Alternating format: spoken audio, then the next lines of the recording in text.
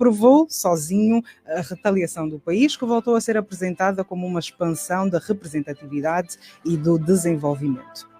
Com o país em frangalhos, onde os cidadãos mal conseguem lidar com as finanças pessoais, enquanto vêm os salários atrasar e avisos por meio da imprensa de que devem estar preparados para novos atrasos, com hospitais, administrações, esquadras, governos provinciais, ministérios e afins a terem de fazer cortes nos gastos por falta de orçamento, o que afeta serviços essenciais, como é possível, pergunto, que numa época em que os recursos são tão escassos, se veja na divisão do país a resolução dos nossos diculos? De onde vai sair dinheiro para os gastos com infraestrutura, funcionários públicos e financiamento de ações governamentais? Neste cenário caótico, a urgência de uma reforma estrutural que corte os excessos e otimize os recursos tornou-se um clamor coletivo, mas que, à semelhança de tantos outros, vai ser ignorado. Ainda nestes dias que andaram, o artigo 333 chegou às hostes do Galo Negro. O general na reserva, Abílio Camalata Numa, foi chichilar durante horas a fio na Procuradoria-Geral da República sob a acusação de ultrajar e maldizer o Estado, seus órgãos e símbolos. Segundo o candidato à liderança dos Maninhos, em causa está um artigo escrito nas suas redes sociais em que avança que o general Abreu Moengo Camorteiro não morreu de morte natural, mas de morte matada. Os próximos capítulos desta saga, que pode muito facilmente atingir qualquer um de nós, dir-nos-ão se o general Numa irá dividir cela com os tanaices neutros e companhia limitada. Enquanto isso, vamos à análise destes e de outros factos que marcaram a semana. Hoje connosco está o jornalista Elídio Manuel. Boa tarde, bem-vindo mais uma vez à Essencial. Boa tarde, Sueli, e boa tarde a tanto ouvintes da Essencial. Muito bem. Começamos com a comoção da Primeira-Dama, que, diga-se de resto, é legítima. Ana Dias Lourenço garantiu, entre lágrimas, que vai encarregar-se pessoalmente para que os violadores paguem pelos seus atos numa clara demonstração de desagrado com os tribunais. O que é que pode fazer a Primeira-Dama neste sentido? Quando ela diz que vai encarregar-se pessoalmente, ao que deve estar a referir-se? Eu gostaria que fosse a Primeira-Dama, portanto, fosse muito mais profunda, ela própria dizer o que é que deve fazer, não é? Porque é muito vago quando ela diz que se vai empenhar pessoalmente, porque há determinadas situações em que ela se deixou levar pela emoção, não é? E ela não foi capaz de reprimir as lágrimas e é natural que ela, como mulher, sentiu-se, portanto, abalada e como qualquer um. Tanto ao lado humano, mas também é preciso ver, ao que me parece, ela agiu mais com o coração do que com a cabeça.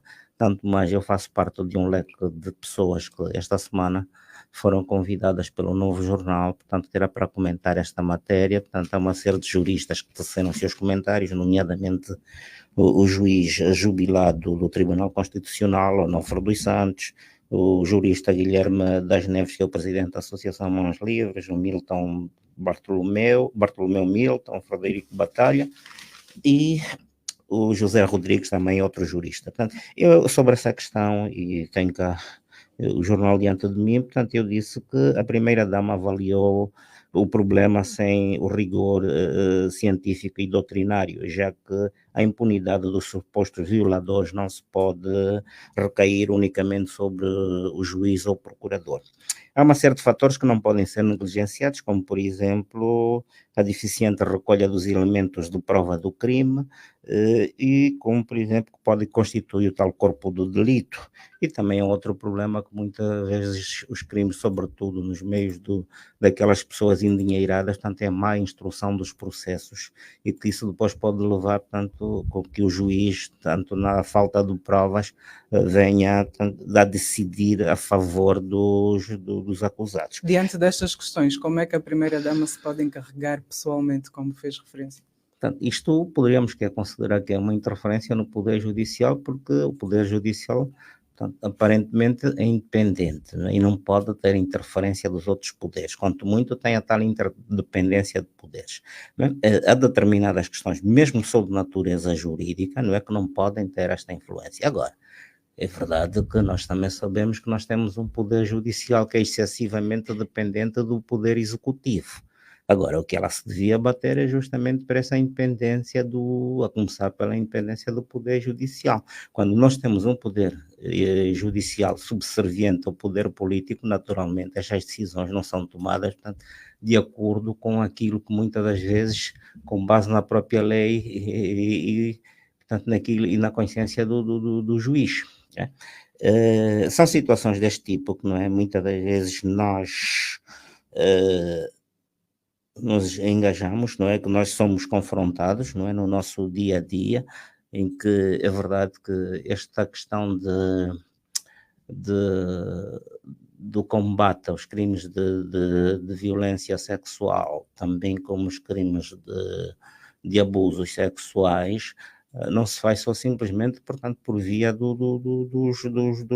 da justiça, não é? Isto também passa necessariamente pela educação, pelo problema no seio das famílias, o papel da comunicação social, tanto a denúncia, mas há uma série de elementos que, para a efetiva punição disto, não é? Porque em direito há um princípio que não basta ter razão, até podem ter uma série de elementos, dizer que o fulano tal violou, mas se não houver as provas, não é, que possam incriminar as pessoas, não é, existe aquele princípio jurídico que diz, portanto, antes mandar ou colocar em liberdade um criminoso do que condenar um inocente. Mas pareceu-lhe, na referência da primeira-dama, que ela quis sobrepor-se a estes elementos básicos? Não, ou analisou o problema pela rama, ela analisou pela superfície, não é? Porque o problema é muito mais profundo, não é?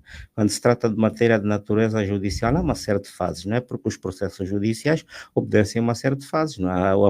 A fase de instrução, depois tem a fase do contraditório e tem aquela fase de julgamento, portanto, eles todos, por exemplo, se uma instrução for muito mal feita, quando chegar à fase, portanto, do julgamento, o juiz, portanto, diante da insuficiência de provas ou de elementos, ele naturalmente vai ter que optar, portanto, dentro daquele princípio in dubio pro reo.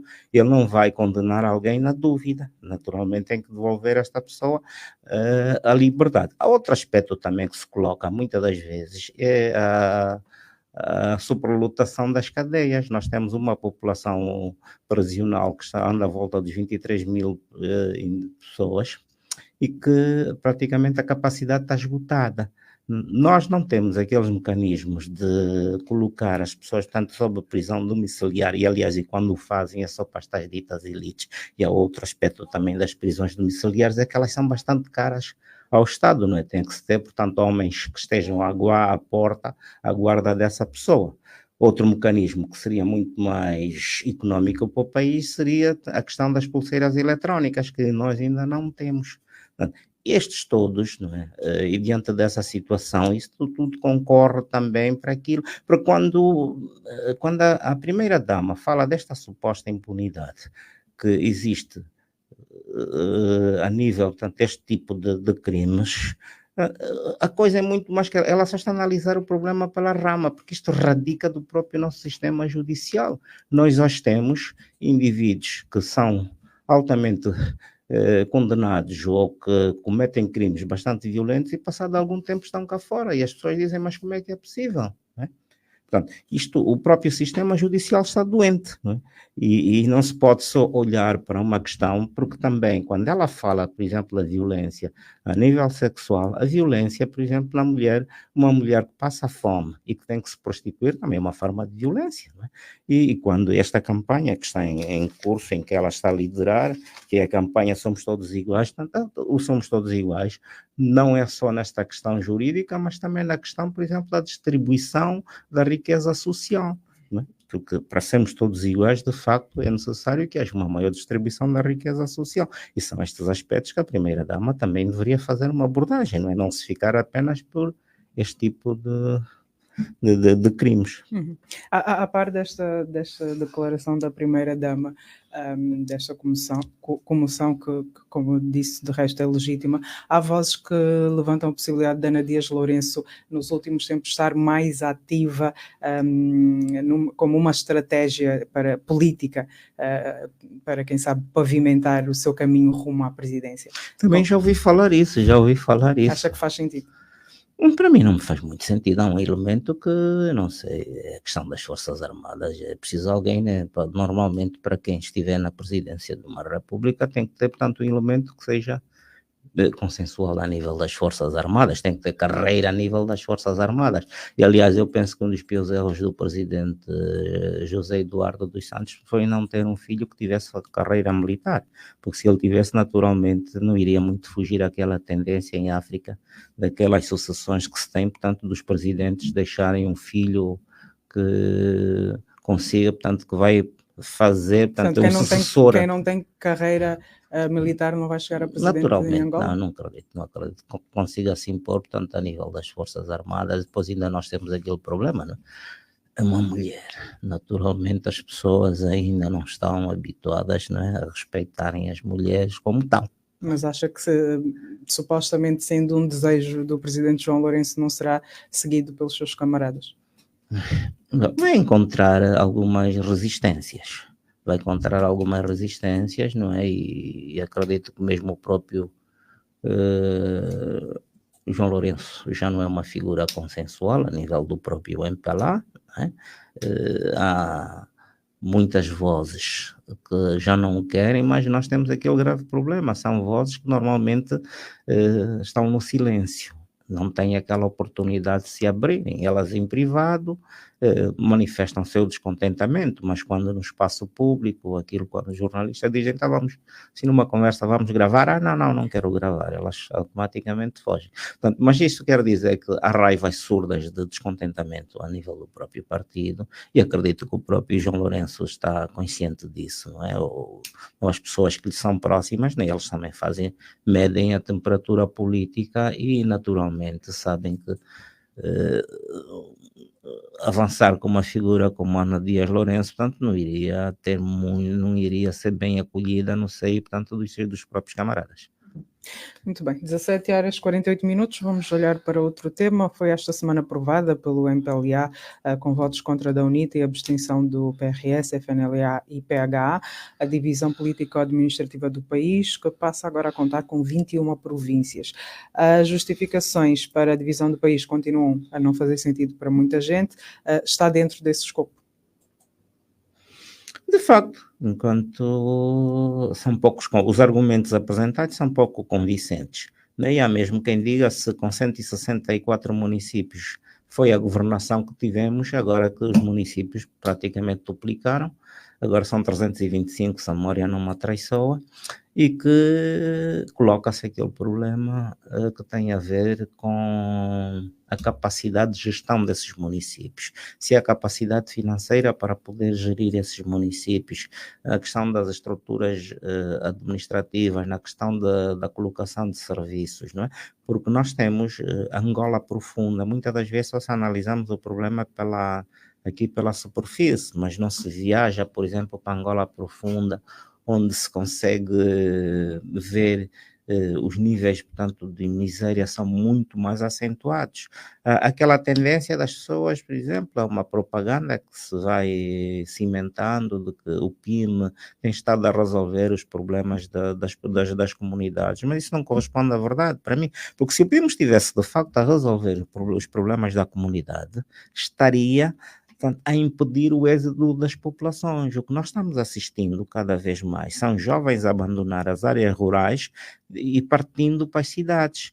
Né? Vemos que, por exemplo, cada cupa-pata, agora é uma atividade que está muito em voga, é o exercício dessa atividade cupa-pata. Mas cada cupa-pata que venha para a cidade procurar a vida, o meio rural perde um braço, né? E vamos lá ver, se o PIM fosse tão bom, as pessoas estariam, portanto, fixadas, não é? No seu sítio onde elas estavam, mas a tendência é justamente em busca, portanto, há um movimento migratório bastante forte, né, em que nós vamos para determinadas aldeias, quase que já não há jovens, porque os jovens já não acreditam, portanto, a agricultura deixou de ser, portanto, uma forma de eles poderem fazer a vida, porque não veem que não compensa, é muito mais fácil eles ganharem a vida noutras atividades a nível portanto, nas cidades, do que estarem no campo. Mas não acha que, tal como o Governo faz referência, aproximar os serviços dos cidadãos também vai colmatar essas dificuldades? Eu não acho, porque se assim fosse, nós estamos já a uma tendência de se passar essa ideia, mas não é isso que nós estamos a verificar na realidade. Na realidade não se trata disso. Depois é uma outra questão, né, que eu denotei, portanto, nessa questão da divisão administrativa, falou-se de auscultação. Dentro daquele princípio em que primeiro eles colocam a carroça à frente dos bois, primeiro avançaram com a ideia da divisão e só depois é que disseram que iriam auscultar as pessoas, mas quer dizer, é um leque de pessoas selecionadas, algumas das quais até com ligações a nível partidário. Estas pessoas, naturalmente, elas dizem que a divisão administrativa vai trazer benefícios, porque o cidadão precisa de que alguém que resolva os seus problemas. Os problemas estão identificados. Hoje eu acho até ridículo quando se fala que vamos mais dividir, que é para melhor aproximar os serviços, tal como ouço também ridículo quando tanta a mídia pública, sobretudo, faz alusão ao facto de dizer não, agora aumentou-se a produção do petróleo, as receitas foram X, foram Y. O cidadão não está por aí, se o país vendeu mais petróleo, menos petróleo, o cidadão interessa que sejam resolvidos os seus problemas básicos, sobretudo a juventude quer empregos. Agora não lhe importa se houve mais descobertas de jazidas de petróleo, se houve mais descobertas de diamantes ou coisa do gênero, porque eles também sabem que é uma distribuição assimétrica da riqueza, não é que isto, e até para muitos, não é, o petróleo é a causa da nossa desgraça, talvez até o país fôssemos mais felizes sem o petróleo, porque o petróleo, naturalmente, adensa outros apetites, não é? Aguça outros apetites. E, naturalmente, isto faz com que as pessoas não depositem confiança que as coisas tanto venham a melhorar. E é a questão que nós temos, tanto desta tal nova divisão de política administrativa, que não é algo de novo. Segundo se diz, 70% dos angolanos estão favoráveis. Mas eles tiveram alguma... Quem são estes os 70% dos angolanos? Naturalmente, eles juntam, portanto, num pavilhão, algumas pessoas, passam a mensagem, depois perguntam se alguém tem dúvidas, não é? E se ninguém tem... Até eu ainda achei ridículo, por exemplo, e até foi o próprio secretário do Biro Político do MPLA para a Informação, ele, esta semana, em declarações no Parlamento, a dizer que o MPLA, a gabar-se que o MPLA é pioneiro na questão das autarquias e que a proposta apresentada pela UNITA é a posterior.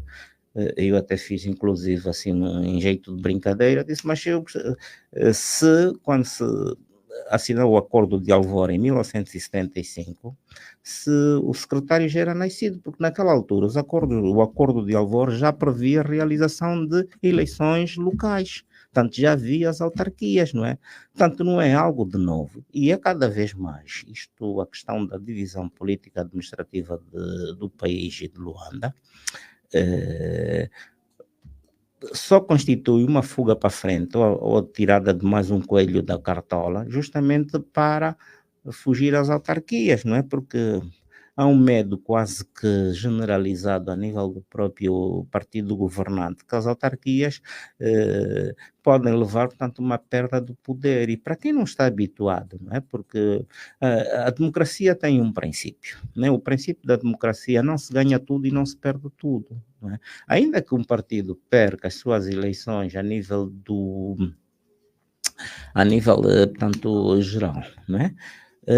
Mas ele pode ganhar, por exemplo, um outro partido pode ganhar, portanto, a nível das autarquias, e há outro por aí, porque as autarquias por mim só, eu não tenho tantas autarquias na vertente partidária, não. As autarquias têm a força que quando devidamente bem realizadas, não é? Porque se forem daquele modelo, por exemplo, que nós temos o cabo-verdiano, que é o modelo ideal, agora se for aquele modelo também moçambicano, que não interessa, é que porque é um modelo que naturalmente é a continuação da partidarização, porque as autarquias têm a grande vantagem de devolver o povo a sua capacidade de decidir. Portanto, o povo, naturalmente, há autarcas, há vereadores que não se revêem nos partidos políticos, mas que demonstrem capacidade de gestão ou de defender os interesses do povo.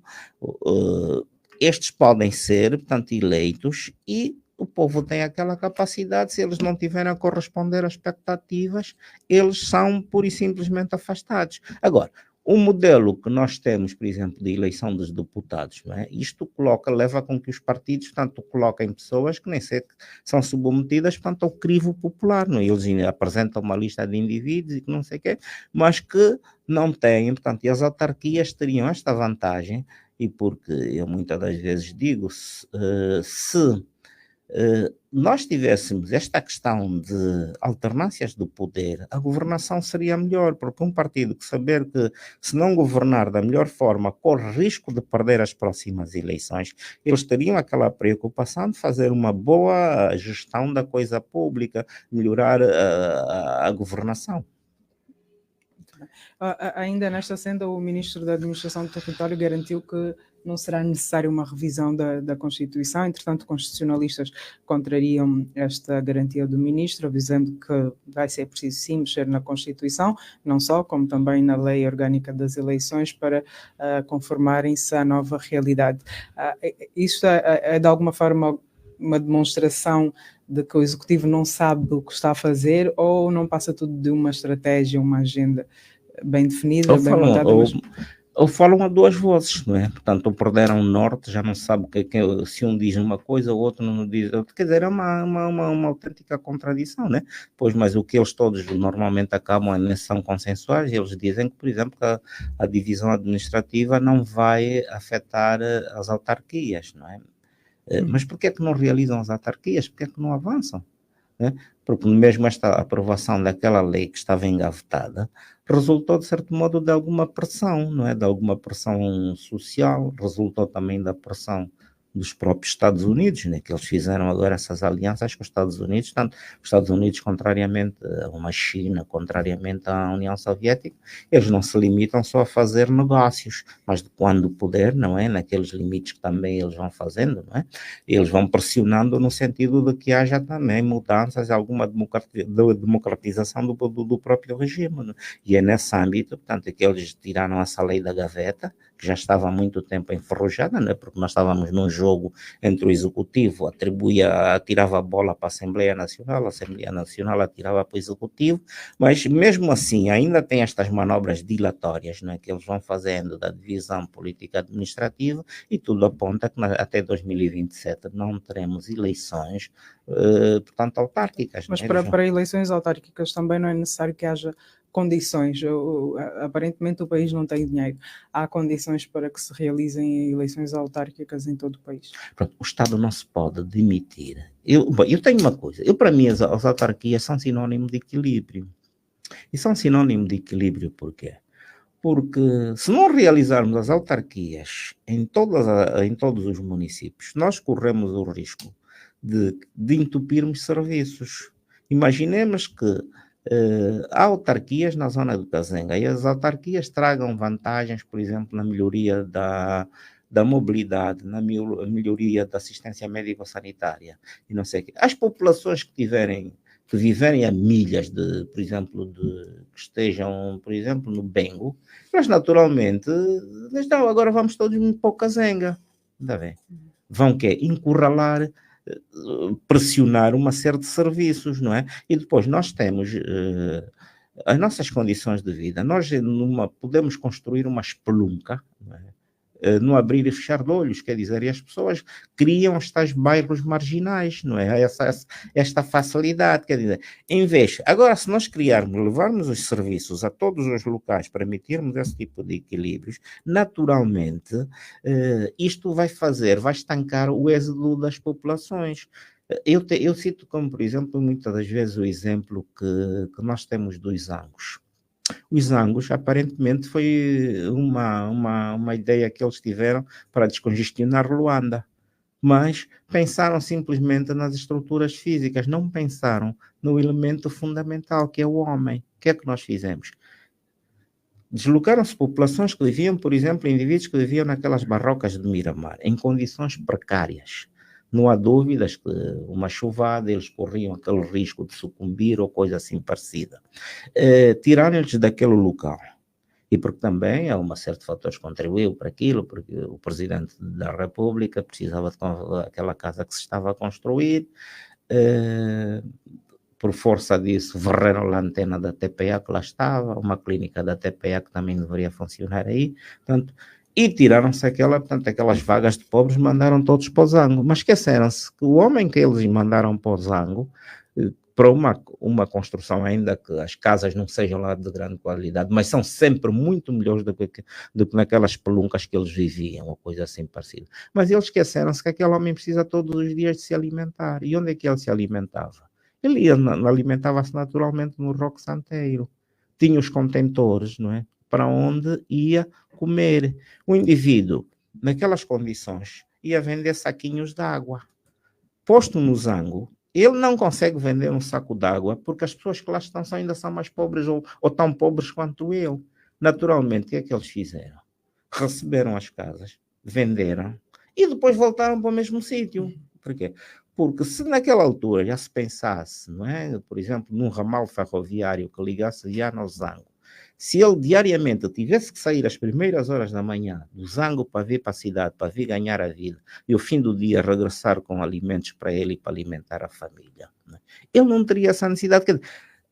Pensou-se, quer dizer, que estávamos a resolver um problema, no fundo acabamos por arranjar outros problemas, quer dizer, todos os problemas que nós tínhamos a nível de Luanda foram transferidos lá para os Zangos, né? Aquelas marginalidades. Estes problemas a autarquia resolveria? Bom, as autarquias também não são a panaceia para todos os problemas, não é? Mas ajudam a mitigar os problemas, não é? Ajudam a mitigar os problemas. Agora,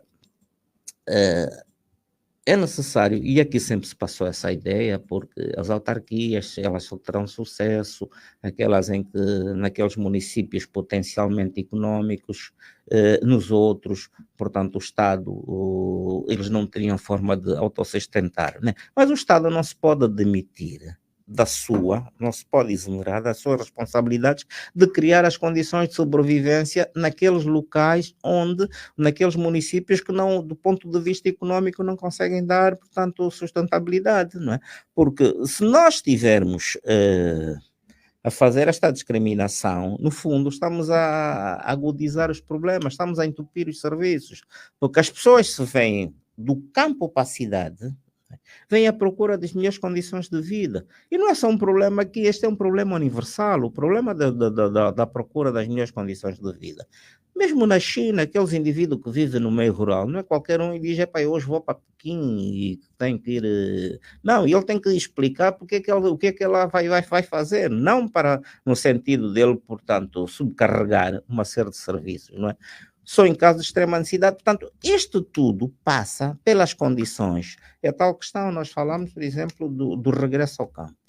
O regresso ao campo tem que ser feito algo de forma voluntária. A pessoa tem que sentir que lá existem as condições e não de forma forçada, né? Porque se ele não tiver, sentia-se que no campo não tiver as condições, né? Isto implica necessariamente, portanto, que haja uma série de serviços, não é? Porque nós já temos, agora, o que é que nós vamos ter? Muitas pessoas que vieram do campo para as cidades conseguiram ter um determinado padrão de vida, que naturalmente eles hoje já para regressar é bastante complicado. E nós temos hoje, por exemplo, quando nós vemos pessoas que se vêm do campo para vir vender produtos à cidade, não é? É a mão de obra que se perde. Portanto, quem deveria fazer este trabalho devia ser outra pessoa. Eles deviam estar a cultivar, não, mas hoje não. Há indivíduos que acham, portanto, e porque a agricultura é um dos ramos da atividade que requer, acima de tudo, portanto, paciência, não é? Ele tem que semear hoje e não colher amanhã, mas tem que ter um certo prazo de tempo para ele poder colher e os frutos só vêm depois. Mas as pessoas hoje estão no imediatismo, e nós estamos no imediatismo que já estamos a pagar a fatura daquilo, né? Da própria guerra também. A própria guerra desabituou as pessoas a trabalhar, porque nós tivemos instituições de cariz humanitário que davam alimentos às pessoas e que naturalmente essas pessoas ficaram, portanto, desabituaram. Hoje temos também o tal Uquenda. O Uquenda também pode ser uma outra forma de desabituar as pessoas a trabalhar, quer dizer. E depois o Uquenda, portanto, aquilo também tem uma perspectiva, portanto, de certo modo política, não é? Porque, e depois não, é uma das outras questões, nunca se fala a verdade, não é? Porque o Quenda, uma parte do dinheiro, ou o grosso do dinheiro, está sendo tomado por empréstimo ao fundo ao Banco Mundial. Este é um dinheiro que vai ser pago, não é? E nós já estamos a engajar as gerações futuras nessa dívida. Porque, tanto aquele dinheiro do Quenda, muitas das vezes eles passam e não dão essa mensagem que aquele dinheiro Angola está a tomar, portanto faz parte da dívida, mas este dinheiro vai ter que ser pago, e quando for pago vai ser pago com juros de mora, né? Agora, e nós vimos antes da campanha eleitoral, estavam a dar subsídios de 6 meses, não é? Isto no sentido, portanto, denotava-se logo qual era o objetivo, portanto, que vinha por detrás, portanto, desses valores altos que eles estavam a dar às pessoas. Ainda sobre a divisão político-administrativa, Luanda, ao fim e ao cabo, acabou mesmo por entrar nas contas, apesar de, a princípio, não ter feito parte das discussões, mas acabou-se mesmo por dividir também Luanda. Sim, acabou-se por dividir Luanda. Hoje dormimos em Luanda, amanhã não sabemos se acordamos em Luanda, né? Eu não sei, eu receio que se nas próximas eleições e se Luanda, portanto, não corresponder às expectativas dos engenheiros que projetaram isso, é provável que ainda venham a partir mais Luanda, não sei se isso também foi inspirado daquele princípio, né, da bigamia, né, Luanda 1, Luanda 2, e não sei se é com base nisso também. Mas consegue encontrar alguma justificação a quem fala de estratégia, mas que estratégia estaria na base desta divisão, pelo menos de Luanda? Que não se eu não sei se foram os últimos resultados eleitorais, tudo aponta que terão sido os últimos resultados eleitorais. Mas qual seria essa lógica? É um bocadinho complicado. Não consegue encontrar. É um bocadinho complicado. É um bocadinho complicado e depois torna-se muito mais complicado. Porquê? Porque nós não temos. Pronto, sabe-se que a UNITA ganhou em Luanda, mas não temos resultados pelos municípios. Mas se o MPLA perdeu e como em Luanda, também não temos, o que é que essa divisão traria como ganhos para o MPLA? Bem, eu acho que, bom, pronto, aqui um outro aspecto que é mesmo da própria lei eleitoral. Vamos lá ver. Dividindo Luanda nesta estima-se, né? Estou a falar Luanda antes da divisão, né? Que tem a volta de 10 milhões de habitantes. Mas Luanda só elege 5 deputados. O Bengo tem menos de 500 mil habitantes. Elege o mesmo número de deputados. Portanto, eu acho que também a própria lei eleitoral tinha que ser revista, porque não faz sentido, né? Províncias com o menor número de população tenham que eleger o mesmo número de deputados. Portanto, eu penso que também deveria se rever esta situação, porque, pronto, enfim, eu acho que tudo é... Depois dizem que os municípios, portanto, a vida se faz nos municípios, mas os municípios nem sequer têm autonomia para a contagem e divulgação dos votos. A pessoa não sabe se no município Y qual é o partido que tem maior ascendente, qual é o partido que não tem, porque há uma lei no sentido que impede a divulgação dos resultados nos municípios, não é? Portanto, e como é que isto vai ficar em termos de outras autarquias, não é? Essas autarquias é necessário que elas sejam divulgadas, não é? Nos municípios. Quer dizer, eu acho que é tudo uma forma de baralhar. Eu, sinceramente, às vezes que eu fico sem compreender se a ideia que eu tenho é que não se pensa na melhoria da governação, mas no sentido da manutenção do poder, e que todos os meios servem, portanto, e que se lança a mão quando, no sentido de se poder, portanto, adiar determinadas coisas, como, por exemplo, a questão das autarquias. Muito bem. 18 horas e 10 minutos, este é o Dias Andados, programa que vai ao ar todas as sextas-feiras, depois das 17h30. Podemos ser acompanhados nas nossas páginas do Facebook e do YouTube. Hoje é nosso convidado o jornalista Elídio Manuel, que está então a fazer a análise dos factos que marcaram a semana. Marcou também a semana a ida do general Numa à PGR, foi chamado sob a acusação de ultraje ao Estado dos seus órgãos e símbolos. A desconfiança manifestada pelo general Numa caracteriza ultraje ao Estado? Bem, eu nessa questão, eu acho que também houve um bocadinho, houve excessos nessa questão. Não havia essa necessidade de dramatizar este quadro. Porquê? Porque ele produziu, segundo pelas informações que tenho, né, e que aquilo que ele trouxe cá fora, ele produziu fez um post na sua página do Facebook, em que ele colocava em dúvida as circunstâncias em que morreu o general Camorteiro.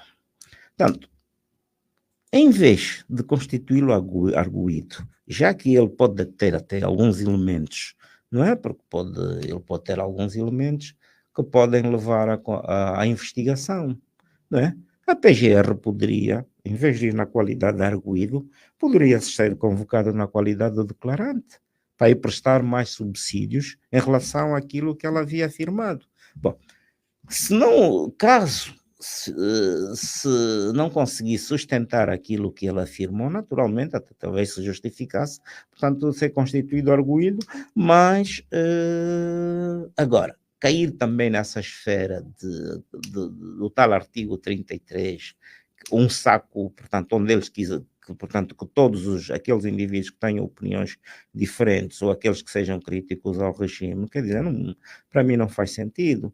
Porque, para além do general Numa, há um outro general que concedeu uma entrevista ao jornal O País e ele também colocou em dúvida isso, não é? E é um general, portanto, que não é proveniente da UNITA, né? Porque eles chamam os tais generais provenientes. Até a data ainda não sei se... Portanto, ele ainda não foi notificado até onde é que eu sei, ou se vai ser notificado. Né? Mas também tenho informações de que ele acabaria depois por desmentir que a sua informação, essa entrevista havia sido deturpada.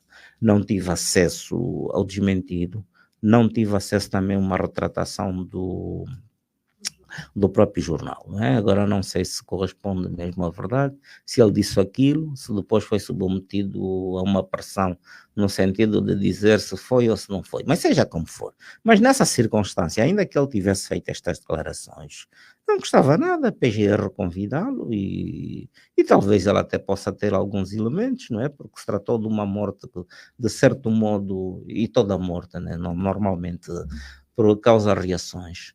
E nós somos africanos normalmente e nunca aceitamos com muita naturalidade a morte, mesmo no meio rural, o indivíduo que morre com 120 anos. Tem que haver um feiticeiro, porque nunca a sociedade daquele meio nunca aceita que houve uma morte natural, não é? Portanto, ele reagiu desta forma, não custava nada, em vez de ser, portanto, dá-se mais uma sensação, dá-se a sensação de que é uma politização da questão. Quando muito diplomaticamente, ela até deveria ser convidado na qualidade de declarante, dizer se tem mais alguns elementos que possam sustentar e que justificassem, portanto, a abertura de algum processo agora. E também se ele não conseguir sustentar, mas também poderia cair na esfera dos crimes de calúnia e difamação, e não aquela carga toda ela política que se vai dando. Porque isto, às vezes, neste país, eu noto que é uma tendência de se ir buscar um bocadito o passado daquele estado monolítico que nós tivemos. E naquele estado monolítico nós tivemos, por exemplo, temos esta questão da lei que foi agora aprovada contra os bens públicos, sim. Portanto, esta lei de vandalização dos bens públicos tem um bocadinho assim de reminiscências daquelas leis que foram produzidas sob o regime de partido único, em que um trabalhador funcionar numa das unidades, naquela altura chamava-se, né, unidades económicas estatais, que furtasse lá um produto, né, que fosse 1 quilo de arroz, ou que sei lá, ou lá da produção. Era considerado um crime de sabotagem económica, não era visto como um furto normal, não. Este indivíduo, portanto, é sabotagem económica, portanto, tem ligações, né, as forças eram divididas, portanto, os revolucionários, né, portanto, aqueles que estavam alinhados com o partido, no poder, e eram aqueles reacionários que estavam ligados, portanto, às forças, portanto, da contra-revolução. Era vista nesse prisma, não é? Não é visto como um furto de alguém, pronto, que tanto teve uma conduta desviante, não, mas é alguém que visto era uma politização, né? Era a politização do crime, né? E nós parece-me que estamos a regredir para esta fase. Portanto, há uma tendência de se poder, quer dizer, extremar, e aliás, mesmo esta questão, quando se falou da lei da vandalização e da questão da responsabilização dos organizadores da manifestação, chamou-me a atenção e que depois, no fundo, agora veio a concretização, não sei se está recordada, naquela altura em que os jornalistas eram molestados, determinados jornalistas dos órgãos públicos eram molestados durante as manifestações promovidas pela UNITA, né? E que depois chegou-se até a fazia-se aquele tipo de julgamentos mediáticos, não é? Em que eram acusados, tanto que a UNITA estava por detrás daquilo, né? Quando a responsabilidade criminal é individual e intransmissível. Portanto, naturalmente, o que é que se faz? Viola-se primeiro um princípio. Havendo uma manifestação, por força da lei da reunião e manifestação, as forças policiais têm que, portanto, proteger os manifestantes, naturalmente. Quando se há condutas de pessoas, não é, que tomam essas atitudes, elas devem ser individualmente responsabilizadas e não o partido. Depois promoveu-se uma reunião no Ministério da Comunicação Social, em que dizia que a UNITA tinha que tomar responsabilizar-se pelos jornalistas durante as manifestações. Eu até em jeito de ironia disse também, a UNITA também deveria também deveria proteger, portanto, a força pública que fosse designada para esses atos. Não faz sentido nenhum. As condutas são individuais. Portanto, se há uma manifestação e se alguém cometer os excessos, tem que ser responsabilizado individualmente. Quem é que me garante, por exemplo, numa manifestação de protesto, portanto, seja determinadas forças que sejam arregimentadas no sentido de fazer com que provoquem a arruaça, no sentido de obrigar a intervenção policial. Aliás, naqueles movimentos, essa memória não me atraiçoa, naqueles movimentos reivindicativos em Itália, nos anos 30, nos anos 40, já chamava-se aqueles elementos provocadores, em que os trabalhadores vinham se manifestar pelos seus direitos, não é? E havia aqueles indivíduos que eram os fura-greves, até chamavam os tais fura-greves. Eram indivíduos que, de forma assintosa, não é? E fazendo o jogo do patronato, provocavam a polícia para justificar as cargas policiais. Ninguém me garante que durante estas manifestações que aí existam, que têm existido, que não sejam usados estes elementos no sentido, portanto, de cometerem atos de vandalismo, depois no sentido de justificar a repressão. Porque também é preciso ver, nós não temos a cultura da manifestação, porque quando e aquilo está na lei, né? Quando alguém pretende manifestar e cumpra, não é, comunica aos órgãos, a polícia tem a obrigação de estar a proteger os manifestantes. Porque é que nós jornalistas em tempos fizemos uma manifestação, tivemos a polícia a proteger-nos. Os médicos fizeram manifestação, tiveram a polícia a proteger. Por que agora aqueles que querem manifestar-se contra as condições de vida e não sei o que, essas manifestações acabam sempre em violência? Portanto, se pode, eu aí, da minha forma de pensar, há um receio que é do efeito bola de neve. Significa, se na primeira manifestação, se forem 500 pessoas e se tudo correr bem, na segunda manifestação, naturalmente, virão 5.000 pessoas. E se não houver violência, na terceira haverá 50.000 pessoas, né? E na quarta terás 5 milhões de pessoas na rua, né? É esse o medo, não é? E pode o poder cair na rua, né? Ainda sobre este artigo 333, muito já se falou antes mesmo de entrar em vigor. O que se vive atualmente era o cenário que se previa? O que que se vive atualmente, esse era o cenário que previa. Agora Bom, tivemos o general quando Numa a ser Quando chamado. João Lourenço chegou ao poder, pelo menos ele infundiu esperança às pessoas, né? As pessoas pensavam que iriam acabar, portanto, com os tais 38 anos de poder de José Eduardo dos Santos, mas de certo modo houve uma ligeira abertura a nível da imprensa e havia manifestações no princípio que até eram protegidas pela polícia, não é? Mas foi sol de pouca dura, não é? Portanto, agora essas pessoas, fomos todos apanhados, portanto, ou traídos por aquilo que nós julgávamos que seria, portanto, uma nova abertura, uma nova era no país. Mas até que ponto é que este artigo 333 tem estado a promover o recuo no capítulo da liberdade de expressão? Portanto, este é um artigo que, de certo modo, coloca as pessoas, limita as liberdades das pessoas, não é? E vamos lá ver, é um poder discricionário que se entrega, portanto, ao poder, em que eles podem fazer uma interpretação extensiva desse artigo, não é? Quando o direito penal em si não permite essas interpretações extensivas, não é? Portanto, ou se é crime ou se não é crime. Mas, por exemplo, um indivíduo que tem um pendor crítico, e aliás, e nós já estamos aqui, não é? Mesmo nós jornalistas, também corremos o risco de sermos encaixados nesta lei. Quando a tendência, aquilo que se tem hoje, noutras paragens, em democracias muito mais evoluídas, não é? Ou países que tendem para a democracia, esses crimes de calúnias e difamações e não sei o quê, já são de foro cível, já não dão prisão. Bem, o que nós temos aqui é, se alguém interpretar, eu faço, por exemplo, na minha página de Facebook, escrever e pronto, uma crítica que não seja do agrado. Eu posso ser incluído nesse 33, portanto, por trás lá os símbolos do país, os órgãos de soberania, coisas do género, não é? E depois o que é que se faz? É amputar as pessoas, e foi isso agora que fizeram o NUMA. Não é? O NUMA, portanto, aplicaram-lhe as medidas a TIR, a famosa TIR, portanto, que é as medidas tanto de termo de identidade e residência. Portanto, ele regularmente tem que se apresentar, portanto, a um órgão de polícia, quer dizer, de certo modo é humilhante. Né? E depois tem, quer dizer, é como se ele tivesse uma espada sobre a cabeça, não é?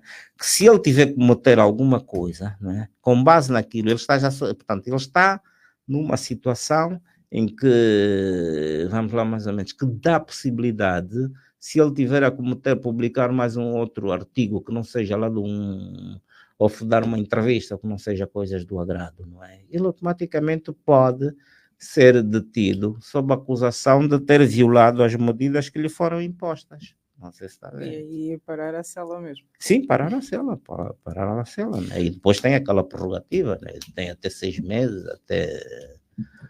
até ser formalizada a acusação, e ele pode ficar este tempo todo. Portanto, são primeiro inicialmente a 3 meses, se não for formalizada a acusação, o Ministério Público ainda tem essa prerrogativa de mais 3 meses, quer dizer, até pode ficar até 1 ano, porque o abrigo da nova lei, ele pode ficar até 1 ano, só que depois de 1 ano tem que ser julgado, não é? Mas também podem estender, não é? Mas aqui não se coloca em causa a possibilidade de que, de facto, as pessoas estariam a abusar da liberdade de expressão? Se de facto, bom, também há excessos, isso é verdade, não é? Também ninguém tem o direito, não é, de ofender a dignidade e a honra, sobretudo dos titulares dos cargos públicos. Eu, por exemplo, eu sou uma pessoa que todos os dias estou no Facebook, também sou crítico, mas tenho sempre aqueles limites, não é? Não vou ofender a honra e a dignidade das pessoas, né? Porque elas têm, não é? Mas agora, não podem tomar uma crítica, por exemplo, que eu faça contra a má governação, de que, portanto, me enquadrar dentro do artigo 33, porque eu até escrevo artigos de opinião e sou crítico nisso, não é? E sei defender até que ponto, porque é que eu estou a criticar, não é? Agora, é verdade que também há determinadas pessoas, e eu até nesse aspecto, eu tenho muita honra e respeito muito aquelas pessoas que dão o rosto, que assumem, estão nas páginas do Facebook, assumem a sua verdadeira identidade, têm a sua foto. Estas para mim não se colocam, tá? Eu não tenho muito receio destas pessoas, Mas agora, aqueles que fazem, tanto sob anonimato, que se escondem debaixo das saias, portanto, do anonimato, não é? Para atacar A, B, C, D, né? Quer dizer, são jogos baixos, não é? E é natural, né? Que eles são governantes, por mais que eles estejam até a governar mal, mas eles, acima de tudo, merecem ser respeitados, né? E nós vamos atacar as ideias e não atacar as pessoas. Há mesmo casos, quer dizer, de ofensivos à dignidade das pessoas, né? E, naturalmente, estas pessoas devem ser chamadas à pedra, não é? A lei também não pode, quer dizer, a liberdade também tem limites, né? Nós temos que, portanto, saber, portanto, exercer os nossos direitos dentro daqueles limites que estão consagrados na lei. Falava aqui há bocado da discricionariedade que é dada aqui, no caso, ao Ministério Público para identificar o que é crítica e o que é ultraje. Há também esse risco, não é? Uma crítica pode ser vista como ultraje quando a pessoa está a falar do trabalho que determinado ente público está a exercer de uma forma não muito competente e há esse risco de se confundir crítica com ultraje. Sim. Também há esse risco. Tudo depende da interpretação, né? E depois também nós conhecemos, né? Muitos dos nossos magistrados, portanto, o que é que seria esperar num país onde nós temos um comitê de especialidade de juristas do MPLA? Uma justiça partidarizada, quer dizer, depois há quem queira mostrar serviço, há quem talvez tenha a ambição de subir mais um degrau e dizer, eu vou punir aquilo de forma, por arrasto, não é, para meter, portanto, sobre avisos os outros críticos, não é? Portanto, é criar aquela cultura do medo, não é? Nas pessoas, não é?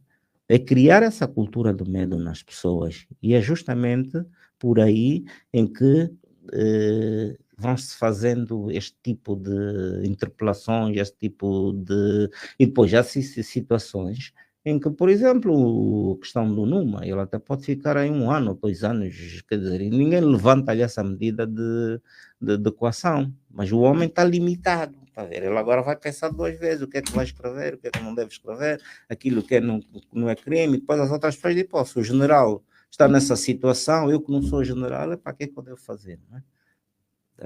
Há esta questão de se infundir um medo generalizado nas pessoas, não é? Portanto, agora, há vezes que eu também considero, ainda há tempo estive a ouvir um debate na Rádio Nacional, não é? Em que estavam determinados juristas e eles a criticarem, portanto, as redes sociais, as fake news, esta coisa do género e não sei o quê. Pronto. As fake news, de facto, em qualquer parte do mundo, são prejudiciais, não é? Naturalmente, são pessoas que difundem determinadas notícias que podem criar esse pânico, atingir a honra e a dignidade de terceiros. Mas também vamos ver, hoje as pessoas acreditam muito mais fácil nas redes sociais do que acreditam, portanto, nessas matérias difundidas pelos órgãos de comunicação social públicos, porque eles entraram no descrédito.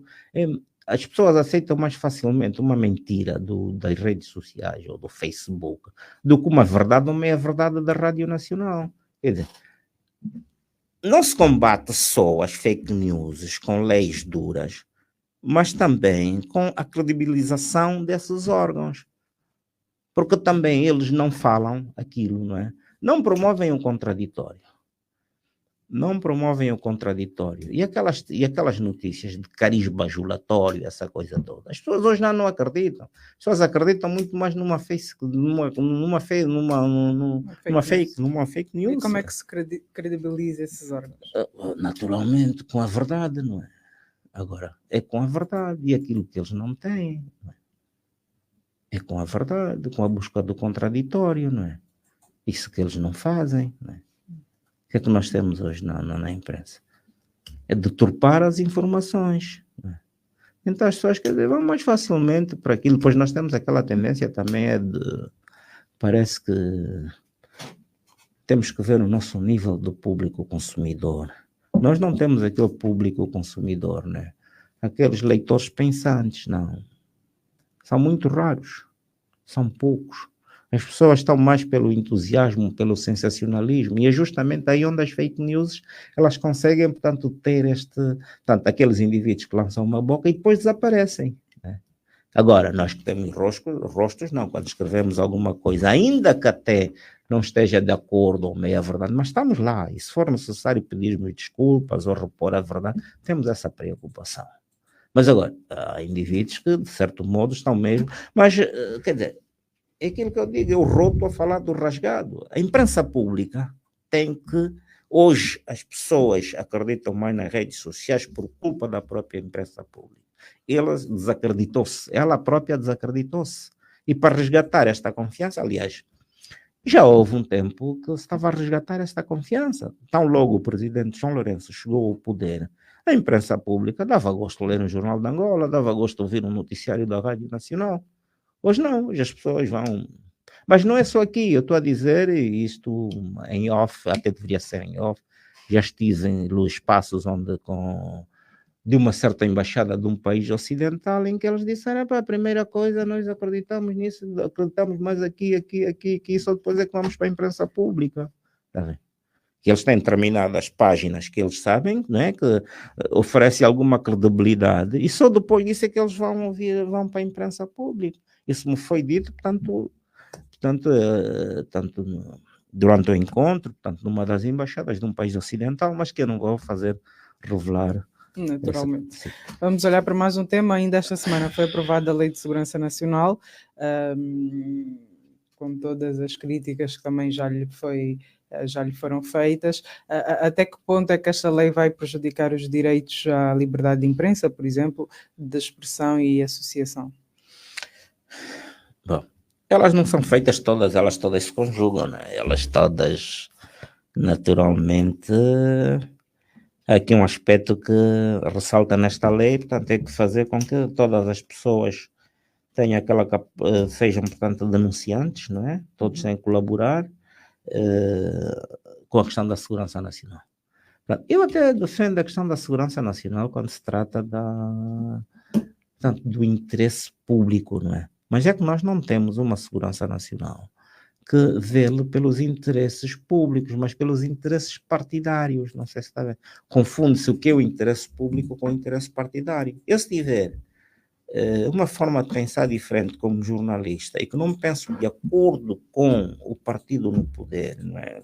Automaticamente eu sou visto como alguém que possa constituir um perigo para a segurança nacional. Quer dizer, não há aquele princípio do respeito pela tolerância das ideias contrárias, não é?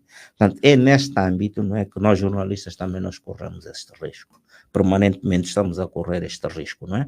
Portanto, de fazermos uma crítica e depois sermos entendidos, né, ser enquadrados nessa tal lei 333, e que, portanto, agora ela está mais... O governo, pelo menos, justifica a criação desta lei com a necessidade de se garantir a efetiva segurança das pessoas. Não, mas também tudo é no âmbito da manutenção do poder. Isso tudo que for leis, no sentido de assegurar a manutenção do poder, tudo que puder entrar nesse pacote, eles vão fazendo. Eles vão fazendo isso no sentido de que quanto mais restringirem as liberdades das pessoas, sobretudo aqueles que têm influência, aqueles que podem matar, por exemplo, a imprensa, não é uma das formas, né? A imprensa, que de certo modo pensa de forma diferente, tanto eles querem, aliás já se dizia, havia um slogan que no tempo do Partido Único que dizia, em vésperas do Congresso, tanto... Congresso do MPLA, todos uma só ideia, quer dizer, todos só tinham que pensar da mesma maneira, não é? E todos pensar de forma diferente, correr esse risco, portanto, de ser visto como um perigo, portanto, a própria segurança. Eu vou dizer, eu não me dei, mesmo confesso, não me dei muito trabalho de ler essa lei, porque, quer dizer, há determinadas vezes que, pronto, é uma perca de tempo, não é? O indivíduo estar a perder tempo, quer dizer, determinados aspectos tão aberrantes, que, por exemplo, o indivíduo que... Esta parece que é já no âmbito da lei de vandalismo, que se, por exemplo, alguém fizer uma fotografia num hospital sobre um maltratamento e divulgar, pode trazer consequências, portanto, isto atenta... Portanto, é uma lei que cai no âmbito do vandalismo, quer dizer, mesmo quanto mais não seja para denunciar um mau serviço, não é? E nós também, jornalistas, temos tido esses problemas, né? Quantas das vezes, mesmo para fazer uma fotografia, temos que dizer, não, temos que pedir autorização, mas o jornalista não precisa de pedir autorização, não é? O jornalista, para pensar, precisa de pedir autorização, não. E ele vai fazer a fotografia. E eles sabem que modos é que deve abordar, não é? Ele sabe até que ponto é que ele tem que respeitar direitos de terceiros e quando não. Eu posso fazer uma fotografia num hospital. Naturalmente, eu vou aproveitar aqueles elementos do ponto de vista crítico. Se tiverem rostos, eu sei como ocultar estes rostos, porque eu tenho que defender o direito à privacidade, né? As pessoas têm esse direito à privacidade, mas não posso deixar de criticar o mau funcionamento daquela instituição, né? Agora, marrolarem num pacote, porque. E muitas das vezes eu publiquei aquilo no âmbito do interesse público, né? Portanto, ninguém, por exemplo, por princípio, é obrigado a falar a comunicação social. Eu, se quiser interpelar, não é? E quiser o contraditório junto ao diretor do hospital, eu dizer, olha, eu notei esta situação anómala, gostaria de ouvir a sua versão. Se ele não quiser se pronunciar, ele não se pronuncia. Mas isto não exime o meu direito de eu publicar a matéria, porque há dois interesses. O interesse dele, que não quer passar a sua versão, e eu tenho o interesse público. Então vou privilegiar o interesse público, não é? Sobre esta lei da Segurança Nacional, a UNITA considera que o documento contém muitas zonas cinzentas, ainda assim optou por não votar contra. Abster-se e ser favorável não acaba por dar no mesmo. Eu acho que a UNITA, às vezes, que toma determinadas posições que, quer dizer, que não é carne nem é peixe. Foi a mesma coisa na lei do vandalismo. Quando eles deveriam, portanto, ter votado contra, eles optaram pela abstenção. É preciso dizer um não. Né? Se eles não estão de acordo, tem que dizer logo. Né? Agora, ficando pela abstenção, o que é que será? Bem, agora não sei se o fizeram também, porque se tivessem dito contra, seriam acusados de eles serem os apoiantes dos atos de vandalismo, né? E aliás, como já o foram em determinadas ocasiões, né? Mas só que ninguém conseguiu provar em tribunal, acusa-se facilmente, né? Mas a UNITA está tentando a financiar as manifestações, pronto. Isto é o julgamento que se faz na mídia pública, mas financiar as manifestações para arruaças, para atos de arruaça é crime. Mas não basta ser crime, é preciso saber prová-lo, né?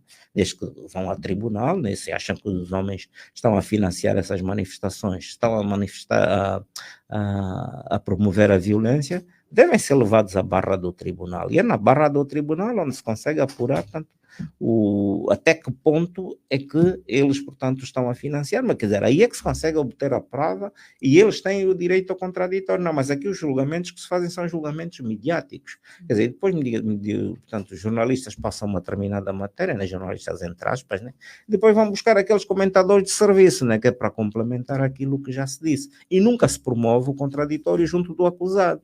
E é a versão que fica, não é?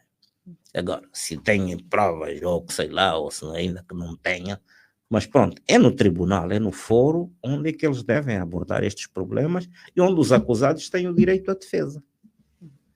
Vamos olhar para mais um tema. A Ministra das Finanças já avisou que os salários do mês em curso poderão atrasar, a semelhança do que aconteceu com o mês de julho. É precipitado pensar-se que o país está na bancarrota. Bom, pelo menos aqui, desta vez ainda tiveram, talvez, como resultado das críticas que foram sofrendo, não é? Desta vez já avisaram. Quer dizer, temos que preparar os estômagos, não é? Para esta situação, portanto, que advém, mas eu acho também um contrassenso. Por um lado, a ministra diz isso, mas por outro lado está-se a fazer, portanto, uma propaganda bastante ruidosa em torno do 13º. Quer dizer, como se vocês podem não receber atempadamente o salário, mas têm o 13º como forma de compensação. Tá bem? Mas agora, o que me parece, eu acho que há problemas de liquidez, o país está com sérios problemas de liquidez, não é? E aliás isso ficou mesmo subjacente naquelas comunicações em que eles vão fazendo, acredito que foi o secretário de Estado das Finanças, que diz que havia um desfazamento, portanto, entre as receitas, né, e as despesas, não é? Mas também não é a primeira vez que isso acontece, já tivemos situações em que embora não se tenha admitido oficialmente, mas eles tiveram que recorrer às contribuições da Segurança Social para pagar os salários. Mas agora aqui também outro aspecto que eu não consigo entender. A determinada altura, já se disse neste país também, e sobre na governação do presidente João Lourenço, em que o país, para pagar salário, já não dependia das receitas do petróleo, mas da tributação. Bom, pelo que eu julgo saber, tirando o IVA, que baixou um bocadinho, não sei porque onde é que está essa tributação. Não se consegue agora arrecadar esse dinheiro para se poder pagar salários. Temos o problema dos salários, temos o problema, por exemplo, dos hospitais. Os hospitais estão sem verbas. Os hospitais estão a contrair dívidas para a compra de medicamentos, para os medicamentos, para a compra de consumíveis. A única coisa que eles têm, portanto, é para pagar salários e já com tal atraso que se tem. Não é? Pronto. Mas agora, o que é necessário? E eu penso que isto também leva a ver o volume das despesas, tanto a gastos descontrolados. O que me parece tem a gastos descontrolados. O despesismo, estas coisas todas, não ajudam a desbloquear a situação, né? Porque continuamos a ter gastos desnecessários, de tal ponto em que há uma matéria que eu ainda fiz esta semana também para o Novo Jornal, que tem a ver com uma nota do Ministério das Relações Exteriores, em que restringe as viagens ao estrangeiro, e que só nos casos essenciais, e vai mais longe até os comes e bebes também há restrições, né? Aqueles coffee breaks e os almoços também estão tudo porque o Ministério das Finanças não disponibilizou, portanto, o valor, isso vai de junho a setembro. Bom, mas nós, por outro lado, temos despesismo a nível das próprias embaixadas. Quer dizer, continuamos a fazer, as embaixadas ainda continuam a ser, e os consulados, um tecido gorduroso, uma forma de acomodar pessoas. Ensaiou-se uma fórmula de que vamos fechar determinadas embaixadas e consulados, mas aquilo foi, portanto, sol de pouca dura. Sei que, por exemplo, criou-se uma embaixada na Austrália, em que ainda não começou a funcionar porque não há dinheiro. Não há dinheiro. E quem diz da Austrália, acredito que também há outros países. Há funcionários, portanto, das embaixadas, que não estão a receber salários, mesmo aqueles de recrutamento local, os estrangeiros de recrutamento local, também estão há vários meses sem receber os salários. Algum lado tem que ser, porque não se pode pedir da população que aperte o cinto, não é? E, se possível, até comer as fivelas, não é? Mas quando não há contenção nas despesas públicas, não é? E temos casos, por exemplo, as sucessivas viagens do Presidente da República, essas reuniões que fazem a nível das províncias, em que o governo todo vai para uma determinada província, quer dizer, inclusive deslocação de meios, logística, transporte, essa coisa toda. Isso onera as despesas do Estado, né? Porque agora vamos ter os hospitais, por exemplo, estão em dívida. Há uma série de dívidas colossais. Quando for aprovado um novo orçamento, e provavelmente até podem fazer um ligeiro aumento à verba destinada à saúde, só que metade desses 50% disso é para pagar tanto as dívidas que eles foram fazendo ao longo, portanto, do ano. Quer dizer, já não terá aquela disponibilidade, não é? E depois há coisas tão, quer dizer, que não se justificam, não é? Por exemplo, quando se priorizam os pagamentos. Há determinadas empresas que são priorizadas os pagamentos, não é? Em detrimento de outras. E quem são essas empresas? Naturalmente, alguém ligado ao setor e que pode ter determinados interesses no meio disso tudo. Portanto, essas situações, eu que fico com uma ideia cada vez mais de que se está a gastar muito e está-se a arrecadar pouco. E então, naturalmente, isto vai perdurar, não é? Nós já tivemos, por exemplo, recursos, né, das instituições, a própria Presidência da República, a Assembleia Nacional, tivemos também da própria Polícia Nacional, em que houve créditos suplementares, portanto, teve que se pedir dinheiro ao estrangeiro, mas isto, naturalmente, são dívidas que o país vai fazendo. E são dívidas que vão ser pagas com juros de mora, não é?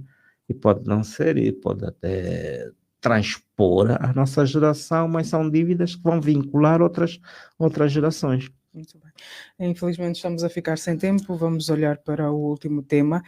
Depois de ver extinto a APN, Quintino Moreira tenta legalizar mais um partido. É resiliência ou teimosia? Epá, não sei, eu fico com uma ideia que essas pessoas ou podem estar a ser usadas para criar partidos. Porque também é uma coisa curiosa, são estes partidos com uma de cariz governamental ou pró-governamental é que são legalizados. Né? Tivemos ainda um outro partido que é o Partido de Cidadania, quer dizer, um ilustre desconhecido que apareceu do nada, parece que aquilo é uma dissidência do PH. E foi legalizado. Há partidos, pessoas... Mas é expectável que este partido de Quintino Moreira também seja legalizado quando tudo é possível, tudo, dentro daquele princípio de dividir para reinar, tudo é possível. Tudo é possível.